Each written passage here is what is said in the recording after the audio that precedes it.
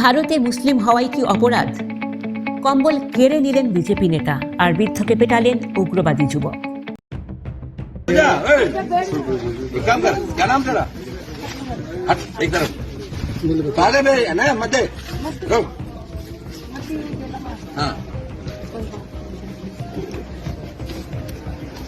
আসসালামু আলাইকুম। ভারতের গণতান্ত্রিক কাঠামোর কি তবে মৃত্যু ঘটেছে?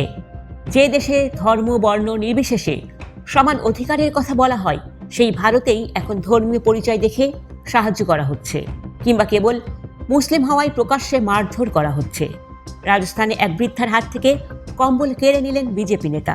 অন্যদিকে উত্তরপ্রদেশে টুপি ও দাড়ি দেখে দুই বৃদ্ধকে রাস্তায় ফেলে পেটালেন এক উগ্রবাদী যুবক। আধুনিক ভারতে মুসলিমদের এই চরম নিগ্রহের দুই ভয়াবহ চিত্র নিয়ে আমাদের আজকের বিশেষ প্যাকেজ। রাজস্থানের টঙ্কশোয়াই মাধোপুর। কনকনে শীতে কম্বল নিতে দাঁড়িয়েছিলেন কয়েকশো মানুষ, কিন্তু সেখানে বিজেপি নেতা সুখবীর সিং জনপুরিয়ায় যা করলেন তা বিশ্ববিবেককে নাড়িয়ে দিয়েছে। এক নারীর নাম জানতে চেয়ে যখন তিনি বুঝলেন নারীটি মুসলিম, তখন তাকে কম্বল না দিয়ে ফিরিয়ে দিলেন। বিজেপি নেতার সাফ কথা, যারা মোদিকে গালি দেন তাদের কম্বল পাওয়ার কোনো অধিকার নেই।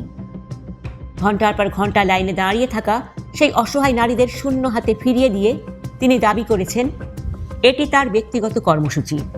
অথচ বর্তমান সংসদ সদস্য হরিশচন্দ্র মিনা প্রশ্ন তুলেছেন, প্রধানমন্ত্রীর নীতি কি তবে যারা ভোট দেয়নি তাদের সাহায্য না করা? দৃশ্যপট বদলালেও মুসলিমদের ভাগ্য বদলায়নি। উত্তরপ্রদেশের বুদাউন জেলায় গত 15 ফেব্রুয়ারি অক্ষয় সিং নামের এক বাইকার প্রকাশ্যে 3 মুসলিম ব্যক্তিকে চর থাপ্পড় ও কিল ঘুষি মারতে থাকেন। তাদের অপরাধ, তারা স্রেফ একটি ঠিকানার খোঁজ জানতে চেয়েছিলেন। তাদের মাথার টুপি আর মুখে দাড়ি দেখে ক্ষিপ্ত অক্ষয় কেবল মারধরই করেননি, বরং তাদের মাথা থেকে টুপি খুলে ফেলতেও বাধ্য করেন। এক প্রত্যক্ষদর্শীর মোবাইলে এই পৈশাচিক ঘটনা ধরা পড়লে সামাজিক যোগাযোগ মাধ্যমে প্রতিবাদের ঝড় ওঠে।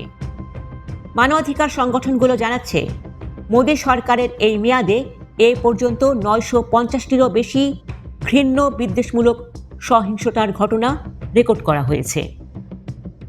দর্শক, ভারতের এই সাম্প্রদায়িক বিষ-বাষ্প কি কেবল সংখ্যালঘুদের জন্য বিপদ, নাকি এটি একটি আধুনিক রাষ্ট্রের পতনের ইঙ্গিত?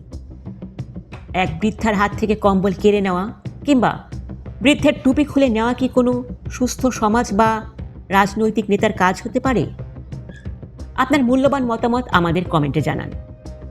প্রতিবেশী দেশে মুসলিমদের উপর এই জুলুমের বিরুদ্ধে জনমত গড়তে ভিডিওটি শেয়ার করুন।